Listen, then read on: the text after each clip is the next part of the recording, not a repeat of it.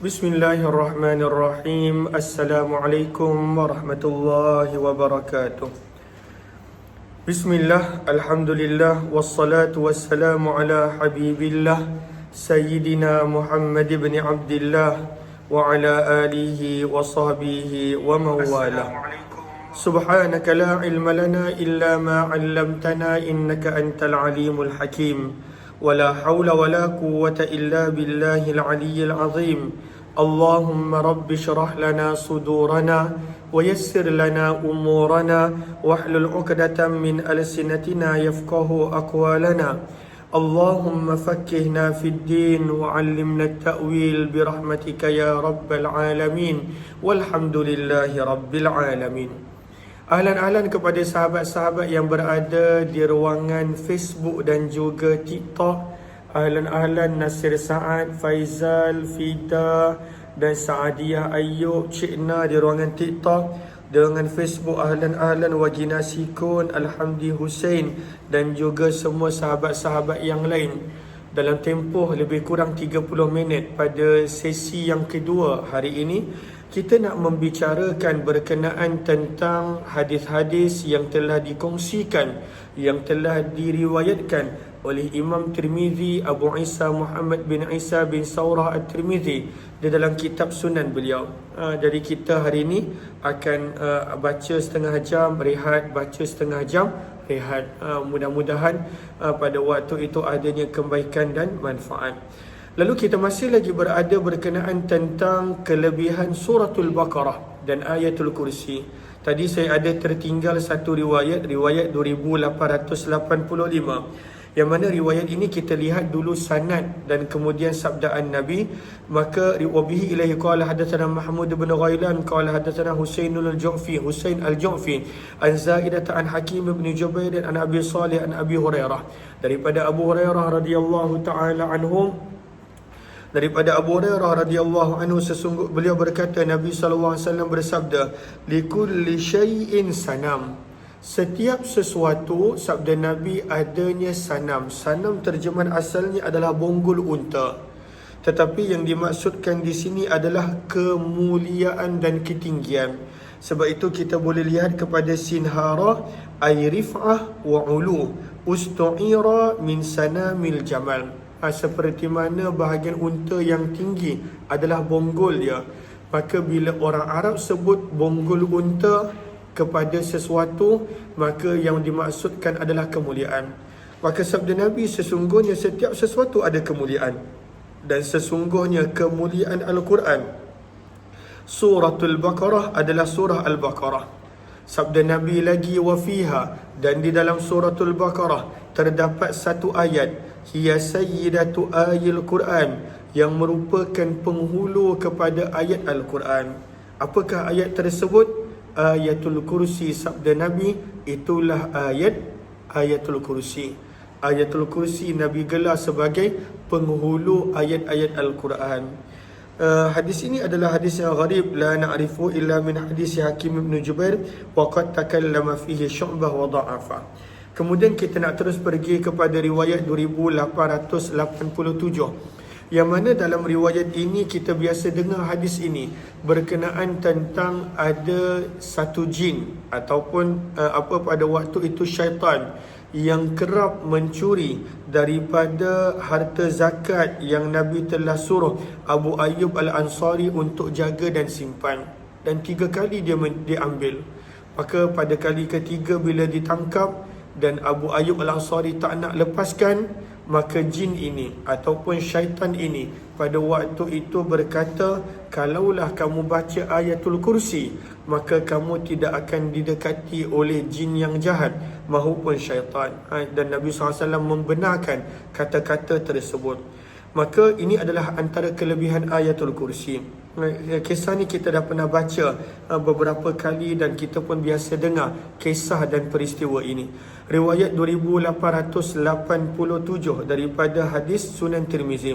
Wabihi ilaihi qala hadatsana Muhammad bin Bashar qala hadatsana Abu Ahmad qala hadatsana Sufyan an ibn Abi Layla an akhi an Abdurrahman ibn Abi Layla an Abi Ayyub Al-Ansari, daripada Abu Ayyub Al-Ansari Dalam sebahagian riwayat hadis menyebut bahawa berlaku kepada Abu Hurairah radhiyallahu anhu juga. Daripada Abu Ayyub Al-Ansari radhiyallahu anhu, beliau berkata, sesungguhnya kan lahu sahwah, beliau mempunyai sahwah. Apakah sahwah? Ada dua terjemahan. Yang pertama kita boleh lihat pada Sinhara, pada baris yang pertama, baitun saghir munhadir fil ardi qalila, yang mana sebuah rumah yang dibina di dalam tanah, di dalam bumi, syabihum bil mikhda' wal khazanah, yang menjadi tempat penyimpanan barang. Orang dulu mereka simpan barang pada tingkat bawah tanah, tingkat rumah bahagian bawah.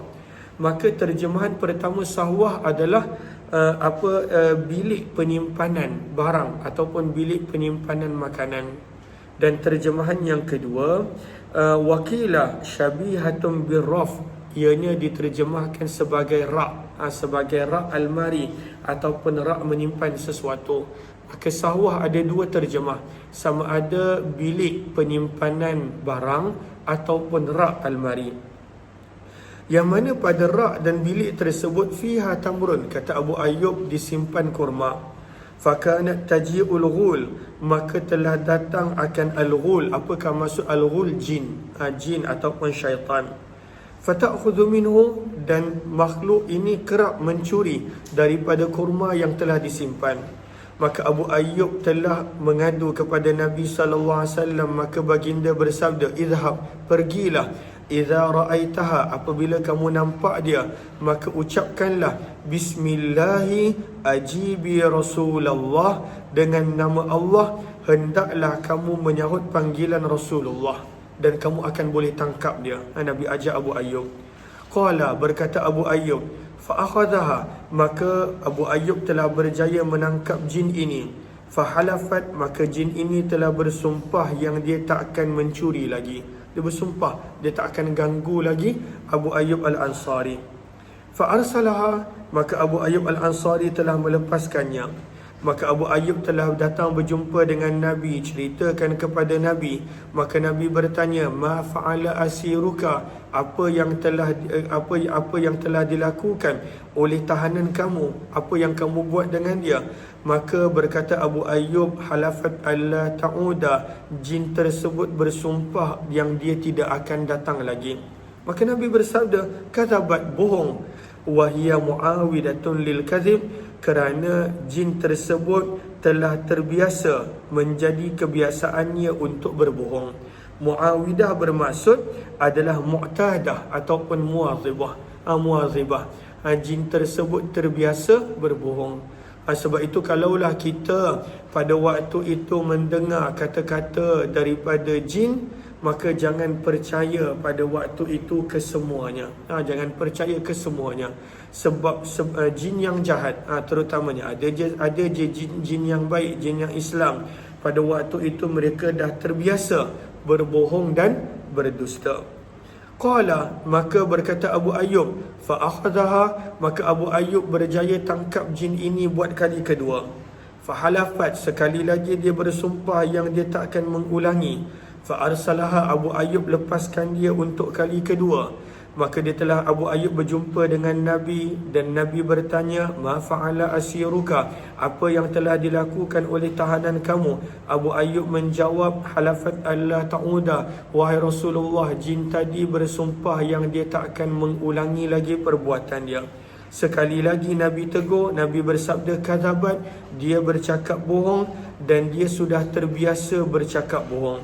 Fa akhadhaha, maka Abu Ayyub tangkap lagi jin buat kali ketiga yang datang mencuri daripada makanannya. Maka pada waktu itu Abu Ayyub berkata, ma ana bitarikika, kali ini aku tak akan lepaskan kamu sehingga aku bawa kamu berjumpa dengan Nabi SAW. Lalu bila dengar nama Nabi, jin ni takut, syaitan ni takut. Faqalat, maka berkatalah jin ataupun syaitan ini, inni zakiratun laka, sesungguhnya aku mengingatkan kamu tentang sesuatu perkara. Ayatul Kursi, iaitu bacalah Ayatul Kursi. Iqra'ha, bacalah Ayatul Kursi di rumah kamu dengan kerap. fala yaqrabka syaitanun wala ghairuh, nescaya syaitan dan selainnya tidak akan mampu menghampiri rumah kamu.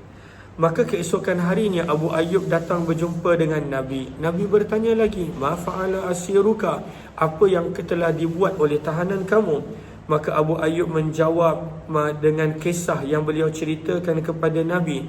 Apa yang jin cakap, jin kata jangan sesekali tinggalkan ayatul kursi. Maka Nabi SAW bersabda, sadaqat, jin itu berkata benar. Wahia kadzub, namun dia sebenarnya pendusta besar. Ya, bahagian ayatul kursi, jin itu berkata benar. Namun jangan pula dipercaya semua kata-katanya, kerana kadzub, ianya adalah pembohong besar, pendusta besar. Sebab itu pada Sinhara baris yang ketiga berkata Imam Tibi, wahia kadzub, apabila Nabi bersabda bahawa ianya adalah pembohong besar, sebenarnya Nabi tak nak apabila Nabi bersabda yang jin itu berkata benar. Pada waktu itu manusia menyangka yang boleh percaya kepada kata-kata jin. Maka Nabi tak nak begitu. Maka sebab itu Nabi SAW bersabda, ya, bahagian ayatul kursi itu betul, namun kena ingat, jin ataupun syaitan adalah kadzub, pembohong besar, yang jangan kita percaya kepada kata-kata dan janji-janji mereka. Maka inilah kelebihan ayatul kursi. Daripada hadis ini kita belajar, barang siapa dengan kerap mengamalkan ayatul kursi. Dalam hadis yang lain Nabi suruh baca sebelum tidur. Dalam hadis yang lain Nabi suruh baca setiap kali selepas selesai solat. Maka insya-Allah tidak akan diganggu oleh jin yang jahat dan juga syaitan. Riwayat 2888.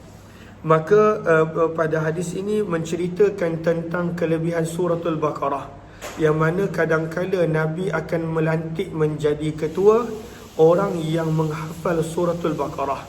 Siapa yang hafal surah Al-Baqarah, Nabi akan lantik dia menjadi ketua, walaupun dia yang paling muda. Ini adalah kelebihan suratul Baqarah.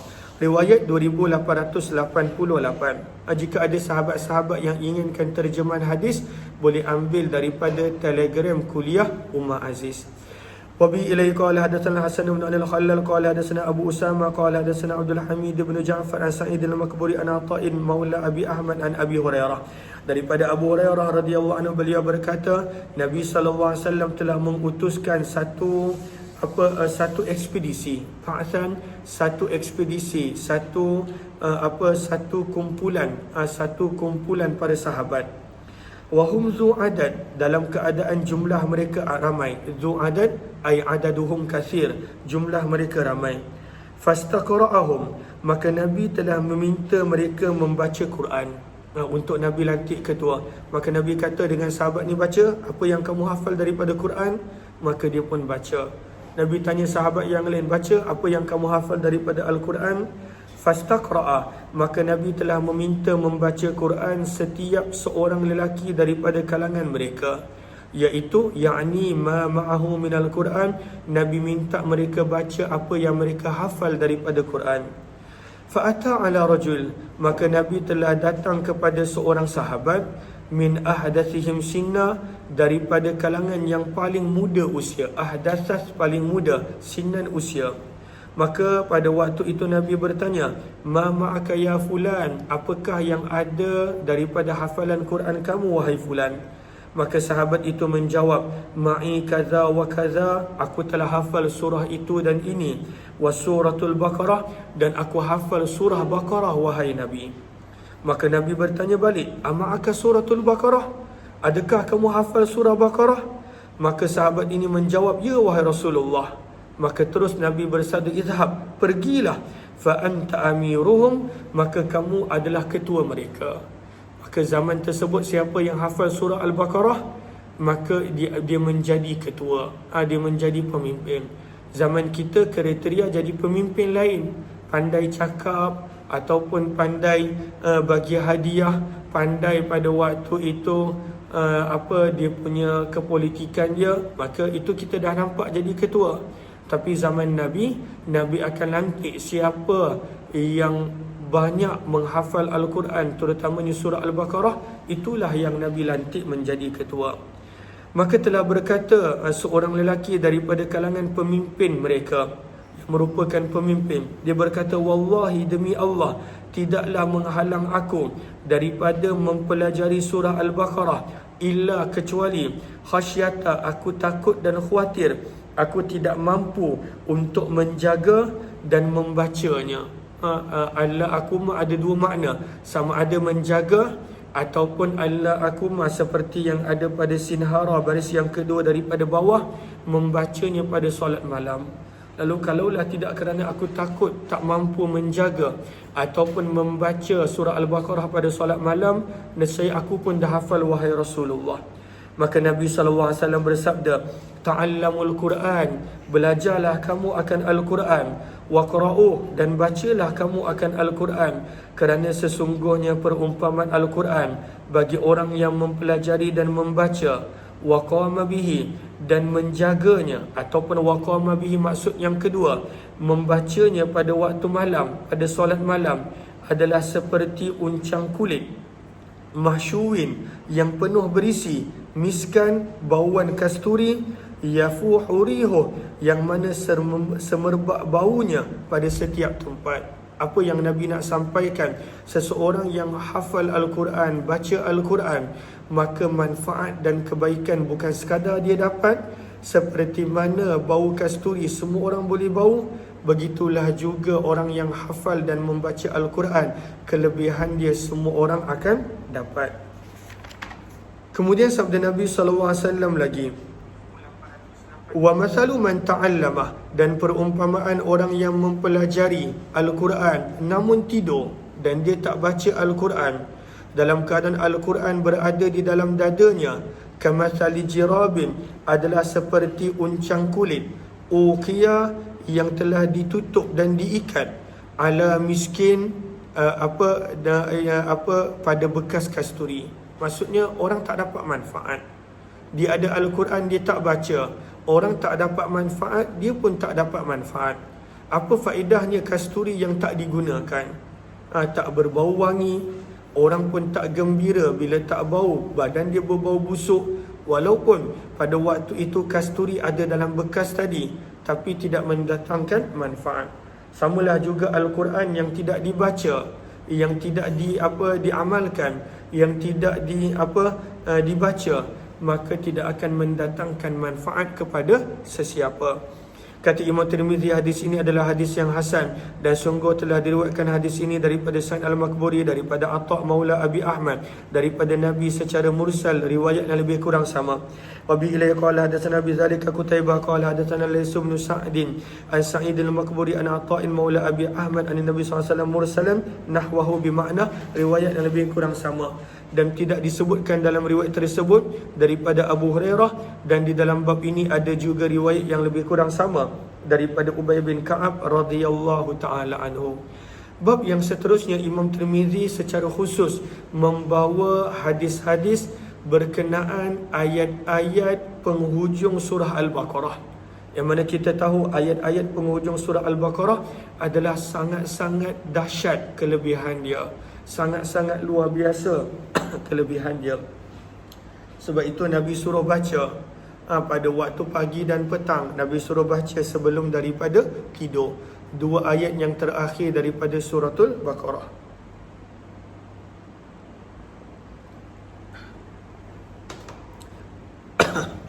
2889. Wa bi ilayhi qala hadatsana Ahmad bin Mani'in qala hadatsana Jarir bin Abdullah Al-Hamid an Mansur bin Al-Mu'tamir an Ibrahim bin Yazid an Abdurrahman bin Yazid an Abi Mas'ud Al-Ansari, daripada sahabat Nabi Abu Mas'ud Al-Ansari. Terima kasih banyak-banyak Ida Abu Bakar, Ummi Abi. Daripada sahabat Nabi Abu Mas'ud Al-Ansari radhiyallahu anhu, beliau berkata, Nabi sallallahu alaihi wasallam bersabda, barang siapa membaca dua ayat daripada penghujung surah Al-Baqarah, dua ayat terakhir suratul Baqarah, fi lailatin, pada waktu malam, dia baca dua ayat yang terakhir pada waktu malam, bererti sebelum tidur. Dalam hadis yang lain menyebut sebelum tidur. Maka sabda Nabi SAW, itulah amanar Rasul sampai habis. Amanar Rasulu bima unzila ilaihi min rabbih wal mu'minun. Maka baca sampai habis. Maka sabda Nabi, kafatah, dua ayat ini akan mencukupkan keselamatan, mencukupkan segala keperluan orang yang membaca dia. Apakah maksud kafatah mencukupkan?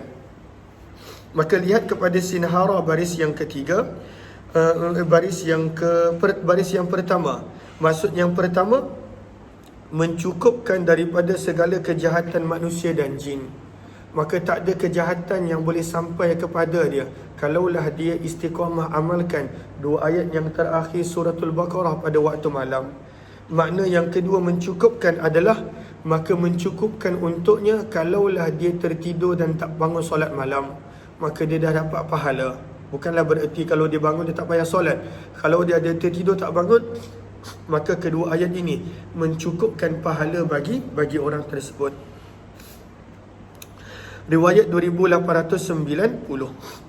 Wabi ilaihi qala hadatsana Bundar qala hadatsana Abdurrahman ibn Mahdi qala hadatsana Hammad ibn Salam an Ashas ibn Abdurrahman al-Jarmi an Abi Qilab an Abi al-Ashas al-Jarmi an Nu'man ibn Bashir an Nabi, daripada sahabat Nabi sallallahu alaihi wasallam Nu'man bin Bashir radhiyallahu anhu daripada Nabi sallallahu alaihi wasallam baginda bersabda, innallaha kataba kitaban, sesungguhnya Allah telah menulis satu ketetapan, iaitu Allah telah menulis takdir, Allah telah menulis ketentuan sebelum daripada Allah menciptakan langit dan bumi, 2000 tahun sebelum Allah menciptakan langit dan bumi. Anzala minhu, yang mana antara ketetapan yang Allah telah tulis bahawa Allah telah turunkan daripadanya dua ayat. Khatama biha, dengan kedua ayat ini Allah telah menutup surah Al-Baqarah. Wala yuqra'ani, tidaklah kedua ayat ini dibacakan pada mana-mana rumah. Salayalin, 3 malam berturut-turut, lalu syaitan tidak akan mendekatinya. Maksudnya bukan sekadar 3 malam, dibaca berterusan. Mana-mana rumah yang dibacakan berterusan 3 ayat terakhir, 2 ayat terakhir suratul Baqarah, maka pada waktu itu syaitan tidak menghampiri rumah tersebut. Maka sebab itu sebelum tidur, dalam hadis yang lain Nabi SAW suruh kita baca sebelum tidur. Maka bila kita baca 2 ayat terakhir ini sebelum tidur, insya-Allah kita akan diselamatkan daripada segala kejahatan makhluk-makhluk yang jahat. Bab yang seterusnya berkenaan tentang kelebihan surah Ali Imran. Apakah kelebihan surah Ali Imran? Riwayat 2891. Sekejap. Allahumma salli alaihi wasallam.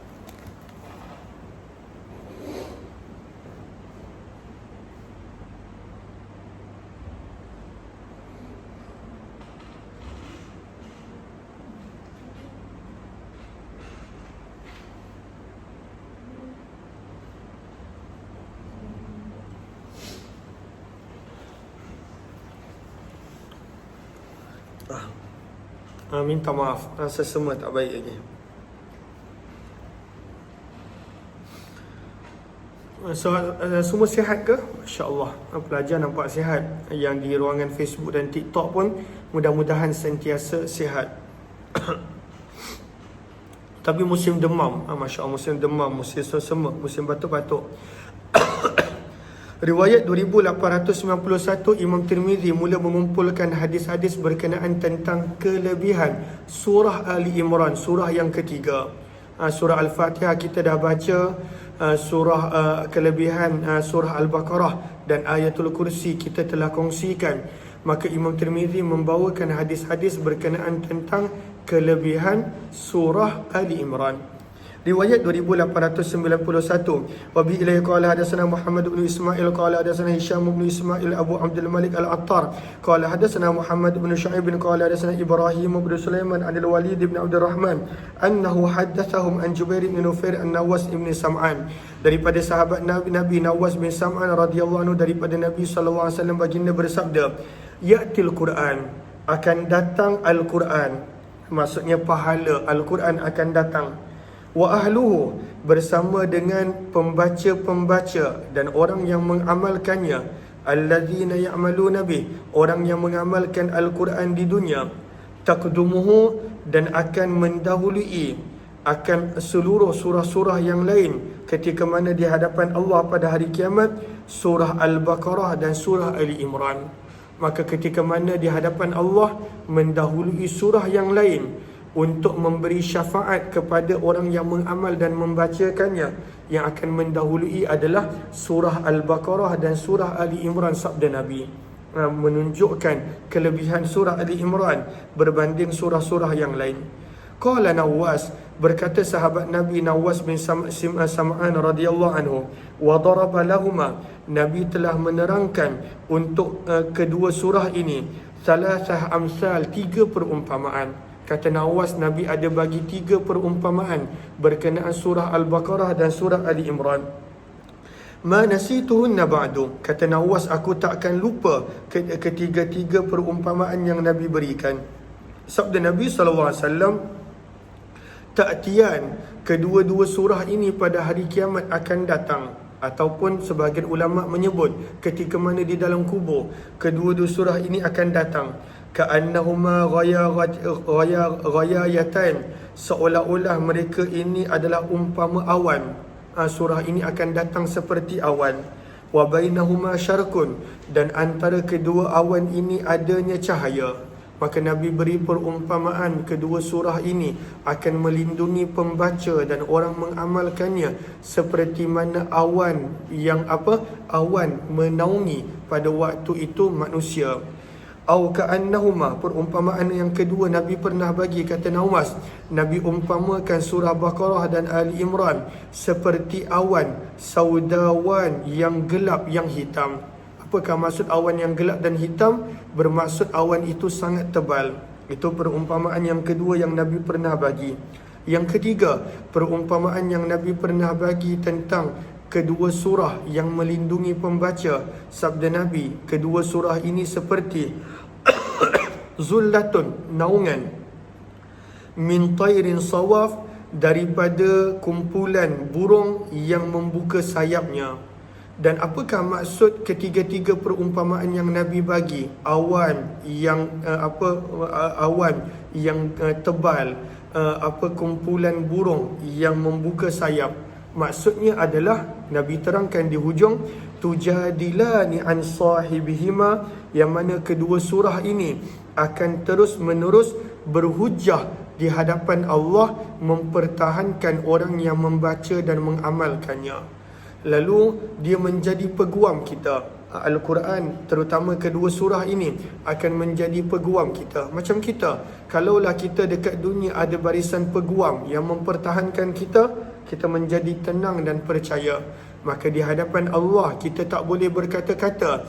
Yang akan mempertahankan kita adalah Al-Quran, terutamanya sabda Nabi, suratul Baqarah dan juga surah Ali Imran. Maka sebab itu hendaklah kita baca dan menghayati dan mengamalkannya. Kata Imam Tirmizi, dan di dalam bab ini ada juga riwayat daripada Buraidah Al-Aslami, Abu Umamah Al-Bahili radhiyallahu anhum. Hadis ini adalah hadis yang hasan gharib, dan maksud daripada hadis ini di sisi ahli ilmu, kata Imam Tirmizi, bahawa pahala bacaan surah ini akan datang dalam bentuk awan ataupun naungan burung yang membuka sayapnya. Begitulah yang telah ditafsirkan oleh sebahagian ahli ilmu akan hadis ini. Wa ma yushbihu hadha, dan hadis-hadis yang seumpama ini, bahawa yang datang bukanlah Al-Quran, tetapi maksudnya pahala daripada pembacaan surah-surah tersebut. Dan dalam hadis Nawas bin Sam'an daripada Nabi SAW, ma yadullu, ada yang menunjukkan terhadap apa yang telah ditafsirkan, ketika mana Nabi SAW bersabda dalam hadis yang lain, wa ahluhu, dan orang-orang yang mengamalkan dengan Al-Quran di dunia, fa fi hadha, maka pada sabdaan ini menunjukkan bahawa yang datang adalah sawabul amal, iaitu pahala daripada pembacaan Al-Quran tersebut. Riwayat 2892, wa akhbarani Muhammad bin Ismail qala hadatsana al-Humaydi qala Sufyan bin Uyainah fi tafsir. Sufyan bin Uyainah ketika mana menafsirkan hadis Abdullah bin Mas'ud berkata, tidaklah Allah menciptakan langit dan tidak pula bumi lebih daripada sesuatu yang agung daripada ayatul kursi. Tak ada yang lebih agung daripada ayatul kursi. Sebab itu ianya digelar penghulu Al-Quran penghulu ayat Al-Quran. Maka kata Sufyan bin Uyainah, kerana sesungguhnya ayatul kursi adalah kalam Allah, dan kalam Allah lebih agung daripada makhluk ciptaan Allah, sama ada langit mahupun bumi. Bab yang seterusnya, Imam Tirmizi membawakan tajuk berkenaan tentang kelebihan suratul Kahfi. Apakah kelebihan suratul Kahfi? Dan kita selalu baca setiap hari Jumaat. Maka apakah kelebihan suratul Kahfi? Maka jom kita lihat daripada sabdaan baginda Rasul sallallahu alaihi wasallam. Riwayat 2893. Wabihi ilaihi qala hadatsana Mahmud bin Ghailan qala hadatsana Abu Dawud qala anba'ana Syu'bah an Abi Isa qala sami'tu al-Bara'. Daripada Bara' bin Azib radhiyallahu anhu, beliau berkata, bainama rajulun, ketika mana seorang lelaki sedang membaca suratul Kahfi, idra'a, maka sahabat tersebut telah melihat dabbatahu, binatangnya pada waktu itu tarkudu, mula melompat-lompat menghentakkan kaki. Dabbatah kita boleh lihat sinhara, memberi maksud darbur rijl wa tahrikiha. Maka dia baca suratul Kahfi, pada waktu itu binatang dia mula melompat-lompat menghentakkan kaki. Fanadhara, maka sahabat ini pun dia perhatikan sekeliling. Fa idza mithlu ghamamah, maka pada waktu itu dia perasan adanya awan yang meliputi atasnya. Maka dia telah mendatangi Nabi SAW menceritakan kisah tersebut kepada Nabi. Maka sabda Nabi SAW, tilkas sakinah, itulah dia sakinah yang telah turun bersama dengan Al-Quran. Maka bila kamu baca, au nazalat alal Quran, bila kamu baca Al-Quran, maka sakinah pun datang. Para ulama berbeza pendapat apakah maksud sakinah yang Nabi sebutkan dalam hadis ini. Kita boleh lihat sinhara baris yang ketiga, ada yang menyebut sakinah, minta maaf, kita lihat kepada qawata baris yang keempat. Ada yang menyebut sakinah bermaksud ketenangan. Itu terjemahan pertama. Ada menyebut sakinah bermaksud rahmat, kasih sayang Allah. Yang kedua. Yang ketiga, sakinah bermaksud al-waqar, keadaan yang menjadikan manusia pada waktu itu bahagia dan tenang. Yang keempat, ada juga menyebut sakinah pada waktu itu dengan maksud malaikat. Maka ada banyak penafsiran sakinah. Maka sahabat ini bila baca suratul Kahfi, maka pada waktu itu Allah turunkan sakinah, yang mana binatang tadi bila nampak, maka binatang tadi pun menjadi teruja dan melompat-lompat menghentakkan kakinya. Lalu ini yang berlaku kepada sahabat Nabi SAW. Dan kita pun sepatutnya begitu. Bila kita baca Al-Quran bersungguh-sungguh, sepatutnya membawa sakinah dan ketenangan. Hadis ini adalah hadis yang hasan sahih, dan dalam bab ini ada juga riwayat daripada Usaid bin Hudair.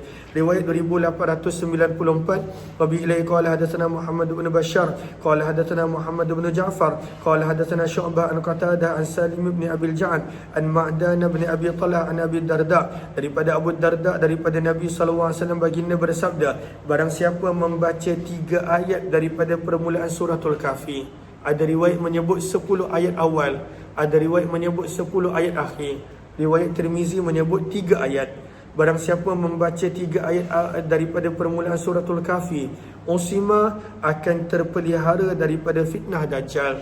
Berkata Muhammad bin Bashar, telah meriwayatkan hadis ini kepada kami Muaz bin Hisham daripada Abu Qatadah, dengan sanad ini riwayat yang lebih kurang sama. Bab yang seterusnya berkenaan tentang kelebihan surah Yasin pula. Apakah kelebihan surah Yasin? Maka riwayat 2895, Imam Tirmizi bawakan satu hadis berkenaan tentang kelebihan surah Yasin. Wabihi ilaihi qala hadatsana Qutaibah wa Sufyan bin Waqi' qala hadatsana Umayd bin Abdurrahman Ar-Ru'asi an Al-Hasan ibn Salih an Harun Abi Muhammad an Muqatil ibn Hayyan an Qatadah an Anas. Daripada Anas bin Malik radhiyallahu anhu, beliau berkata, Nabi sallallahu alaihi wasallam bersabda, inna likulli syai'in qalba, sesungguhnya segala sesuatu memiliki hati, dan sesungguhnya hati kepada Al-Quran adalah surah Yasin. Apakah maksud surah Yasin adalah hati kepada Al-Quran? Lihat kepada qawata baris yang kedua terakhir. Berkata Hujjatul Islam Imam Ghazali, innama kanat qalbul Quran li'anna al-iman sihhatuh Kerana iman itu dikira iman apabila seseorang itu mengaku dan percaya terhadap hari kebangkitan dan juga pada waktu itu terhadap terhadap mahsyar, kebangkitan semula. Dan dalam surah Yasin banyak diceritakan tentang hari kebangkitan dan kebangkitan semula. Maka sebab itu surah Yasin, kata Imam Ghazali, di-highlightkan sebagai hati Al-Quran. Wa man qara'a, barang siapa yang membaca surah Yasin, sabda Nabi, kataballahu lahu, Allah akan menuliskan untuknya disebabkan pembacaan surah Yasin pahala ganjaran seperti membaca Al-Quran sebanyak 10 kali, 10 marrat. Ini adalah kelebihan surah Yasin. Tapi bukanlah maksudnya baca Yasin je, tak baca surah yang lain. Kerana setiap surah mempunyai rahsia tersendiri yang tersembunyi. Kata Imam Tirmizi, hadis ini adalah hadis yang hasan gharib, kami tidak mengetahuinya kecuali daripada hadis Umayyad bin Abdul Rahman wabil Basrah, dan di Basrah tidak ada yang mengetahui daripada hadis Qatadah kecuali daripada sanad ini. Dan Harun Abu Muhammad, beliau adalah seorang syekh yang majhul, yang tidak dikenali. Wa bi ilai qala hadatsana Abu Musa Muhammad al-Musanna qala hadatsana Ahmad bin Sa'id ad-Darimi qala hadatsana Qutaibah an Humayd bin Abdul Rahman bihadza. Dan di dalam bab ini ada juga riwayat daripada Abu Bakar As-Siddiq, dan tidak sahih hadis Abu Bakar daripada sudut sanadnya, dan sanad riwayat Abu Bakar adalah lemah. Maksudnya Imam Tirmizi bawakan sanad yang lain, namun sanad yang lain itu adalah lemah, kata Imam Tirmizi. Bab yang seterusnya berkenaan tentang kelebihan surah Ad-Dukhan. Ini adalah bab yang terakhir, nanti kita berhenti lihat sekejap. Berkenaan tentang kelebihan surah Ad-Dukhan. 2896. Wa bi ilai qala hadatsana Sufyan bin Waqi' qala hadatsana Zaid bin Hubab an Umar bin Abi Khath'am an Yahya bin Abi Katsir an Abi Salamah an Abi Hurairah. Daripada Abu Hurairah radhiyallahu anhu, beliau berkata, Nabi sallallahu alaihi wasallam bersabda, barang siapa membaca surah Hamim Ad-Dukhan pada waktu malam, asbaha, maka dia akan berpagi dalam keadaan memohon keampunan baginya 70,000 malaikat. Barang siapa baca surah Ad-Dukhan pada waktu malam sebelum tidur, maka 70,000 malaikat akan meminta keampunan bagi pihak dia. Malaikat mendoakan dia, bukan satu, bukan dua. Sabda Nabi, 70,000 malaikat. Kata Imam Tirmizi, hadis ini adalah gharib, kami tidak mengetahuinya kecuali daripada sanad ini. Dan perawi yang bernama Umar bin Abi Khath'am adalah seorang yang didhaifkan periwayatannya. Berkata Muhammad, beliau adalah seorang yang mungkarul hadis. 2897. Wabi ilaihi qala hadasan, riwayat lebih kurang sama, cuma di-highlightkan dibaca surah Ad-Dukhan pada malam Jumaat. Wabi ilaihi qala hadatsana Nasr bin Abdul Rahman Al-Kufi qala hadatsana Zaid bin Hubab an Hisham ibn Abi al-Miqdam an Al-Hasan an Abi Hurairah. Daripada Abu Hurairah radhiyallahu anhu, beliau berkata, Nabi sallallahu alaihi wasallam bersabda, barang siapa membaca surah Ad-Dukhan pada malam Jumaat, akan diampunkan dosa-dosanya. Kata Imam Tirmizi, hadis ini kami tidak mengetahuinya kecuali daripada sanad ini dan perawi yang bernama Hisham Abul Miqdam, seorang yang didhaifkan periwayatannya, dan Hasan tidak pernah mengambil hadis daripada Abu Hurairah. Beginilah yang telah disebutkan oleh Ayyub, Yunus bin Ubaid dan Ali bin Zaid rahimahumullahu ta'ala. Kita akan sambung lagi nanti insya-Allah pada jam 10.05 insya-Allah. Kita berehat, mudah-mudahan adanya kebaikan dan manfaat. Terima kasih semua.